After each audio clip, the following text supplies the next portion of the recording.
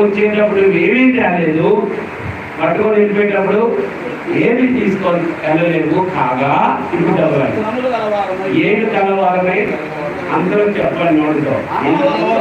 అన్నము వస్త్రము గలవారనై ఉండి వాటితో చెప్పండి వాటితో అన్న వస్త్రాలు కలిగిన వారినై ఉండి ఏం చేయాలట? వాటితో తృప్తి పొంది ఉందము. వేటితో? అన్నము.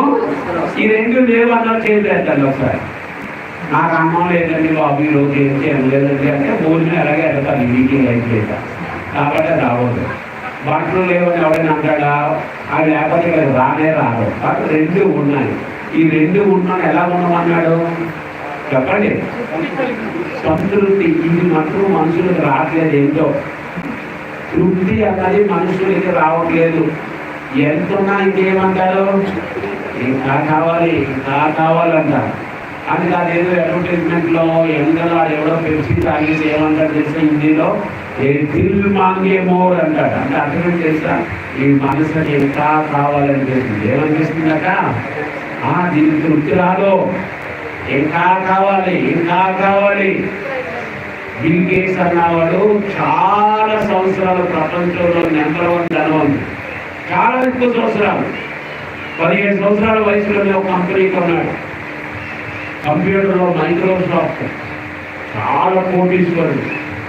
అతని గురించి నేను 2016లో చదివాను. ఇంకా 8 సంవత్సరాల క్రితం చదివి చెప్తున్నాను. 2016లో ఆయన గురించి ఏం చదివానంటే ఆయన డబ్బు రోజు ₹1 పంచితే 1500 సంవత్సరాలు పంచొచ్చండి. ఎంత రోజుకి ఎంత పంచితే ₹1 అలా పంచేస్తే ఎన్ని సంవత్సరాలు అవుతుందట?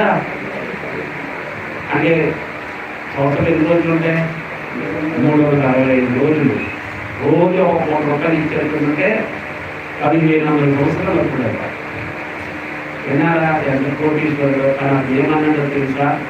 నాకు వద్దంటే వచ్చేది డబ్బు, కావాలంటే రాని తృప్తి అన్నాడు. ఏమన్నా చెప్పండి? వద్దంటే వచ్చేది వద్దులంటే వచ్చి పడుతున్నాడు డబ్బు, కావాలంటే రావట్లేదు. ఏంటి? తృప్తి. మనిషికి తృప్తి లేదు. కానీ దేవుని వాక్యం సంతృప్తి కలిగి ఉండండి. సంతృప్తి సహితమైన సంతుష్టి సహితమైన దైవభక్తి అన్నాడు. అన్న వస్త్రముల కలవారే ఎలా ఉండమన్నాడు? తృప్తి కలిగి ఉండండి. దేవునికి ఏమి దాంతో స్తోత్రాలు చెప్పాలి. ఎప్పుడైనా ఇంటికి వచ్చేసి అబ్బబ్బా ప్రెసిడెంట్ బాబు ఇల్లు మనకి ఎలాంటి ఇల్లు లేదండి అని యూనిఫామ్ ఏంటి వెళ్ళకూడదు. దేవుడు మనకి ఏమి ఇచ్చాడో దాంతో ఏముండాలి? అందుకే బాబు కొంతమంది ఏం చేస్తున్నారంటే బయట గుమ్మడికాయలు దరిద్రమైన బొమ్మ అడిగినారు. ఎందుకు అని అడిగితే ఏం లేదు బాబు ఏడ్చేస్తున్నారు. ఎందుకు జనం అంతా ఏడ్చేస్తా గుమ్మడికాయ ఇంకేద్దా. దేవుడు తోడుంటే ఎవరు ఏడిస్తే ఏమవ్వదు. మా ఇంటి దగ్గర ఒక ఆటో కొనుక్కున్నాడు. అమ్మ ఏం రాశాడు తెలుసా? నన్ను చూసి ఆటోకరా అప్పు తీసుకున్నాను రా అని రాసుకున్నాడు. అది ఎంత బాధపడ్డాడో కదా. చూసారా? మనుషులకి ఏమి లేదు చెప్పండి, పూర్తి లేదు. ఇప్పుడు మా ఇంటికి వచ్చారనుకోండి, ఆ ఇల్లు పడలేదు, మనకి ఎలాంటి ఇల్లు వచ్చే బాగుండు అని దేవుడు నిజంగా అలాంటి ఇల్లు ఇచ్చాడు. ఆడి అక్కడతో ఒకప్పుడు ఇవన్నీ ఏముండేవి? డాబాలు ఉండేవో, పూలు గుడిసెలు ఉండేవా? పూలు గుడిసెలు ఏవైనా పెళ్ళిళ్ళు రేకులు అయ్యి ఇంకేమైంది? స్లాబ్లు అయ్యి. ఒక స్లాబ్లో ఆగుతామా? కొంచెం ఉంటే పైకి పోటీ వేసేద్దాం అనుకుంటారు. తప్పేం లేదు. కానీ నువ్వు ఎక్కడో ఏం కలిగి ఉండాలి? తృప్తి కలిగి ఉండాలి, సంతోషంగా ఉండాలి. కొంతమందికి ఎంతన్నా ఏడిపే,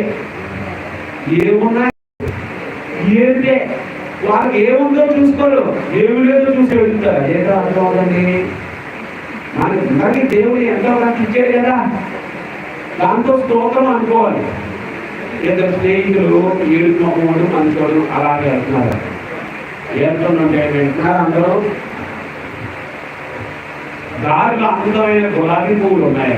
ఈ మంచి పిల్లడు అన్నాడు, అదే చూడరా గులాబీ పువ్వులు దేవుడు ఎంత అందంగా సృష్టించాడో చూడు, ఎంత అందంగా ఉందో ఆ గులాబీ పువ్వు అన్నాడు. ఈ ఇంట్లో అంటున్నాడట, గులాబీ పువ్వు బాగుంది కానీ కింద ముళ్ళు ఉన్నాయరా అంటాడట. ఇది ఏం కనపడుతున్నాయి? ఇది బతుకంతా ముళ్ళే కనపడతాయి. అందమైన గులాబీ పువ్వులు ఎప్పటికీ ఆనందించారు. చూసారా? సరే.